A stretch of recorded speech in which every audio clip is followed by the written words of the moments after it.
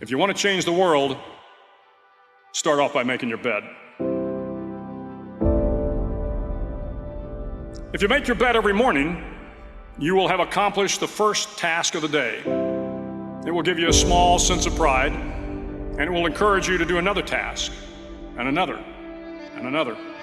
And by the end of the day, that one task completed will have turned into many tasks completed. Making your bed will also reinforce the fact that the little things in life matter.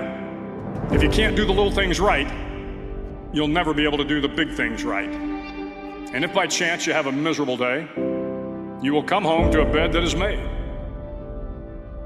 that you made. And a made bed gives you encouragement that tomorrow will be better. I've been a Navy SEAL for 36 years. Every morning in SEAL training, my instructors, who at the time were all Vietnam veterans, would show up in my barracks room, and the first thing they'd do was inspect my bed. If you did it right, the corners would be square, the covers would be pulled tight, the pillow centered just under the headboard, and the extra blanket folded neatly at the foot of the rack. It was a simple task, mundane at best, but every morning we were required to make our bed to perfection. It seemed a little ridiculous at the time, particularly in light of the fact that we were aspiring to be real warriors, tough, battle-hardened SEALs. But the wisdom of this simple act has been proven to me many times over. It matters not whether you ever served a day in uniform.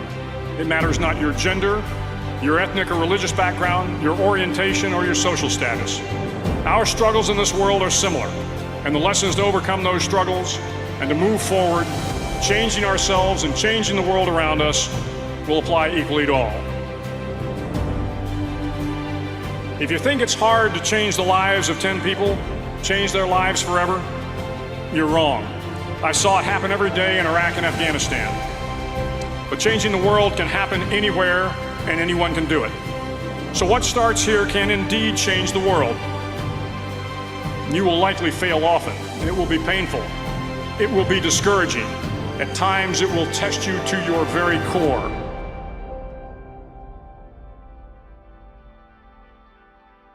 At that darkest moment of the mission is a time when you need to be calm, when you must be calm, when you must be composed, when all your tactical skills, your physical power, and your inner strength must be brought to bear.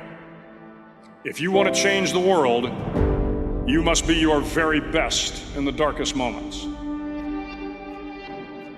If I have learned anything in my time traveling the world, it is the power of hope.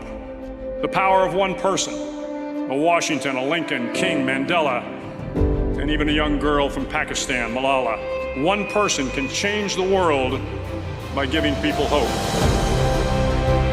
Start each day with a task completed. Find someone to help you through life. Respect everyone. Know that life is not fair and that you will fail often. But if you take some risks, step up when the times are the toughest, face down the bullies, lift up the downtrodden, and never ever give up. If you do these things, the next generation and the generations that follow will live in a world far better than the one we have today.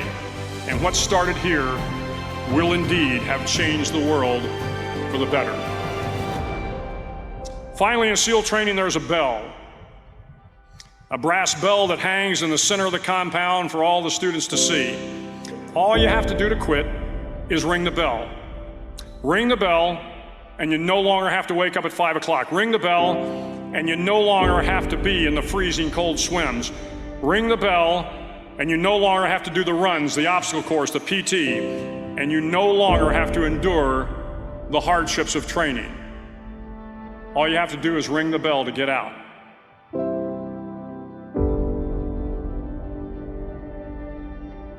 If you want to change the world, don't ever, ever ring the bell.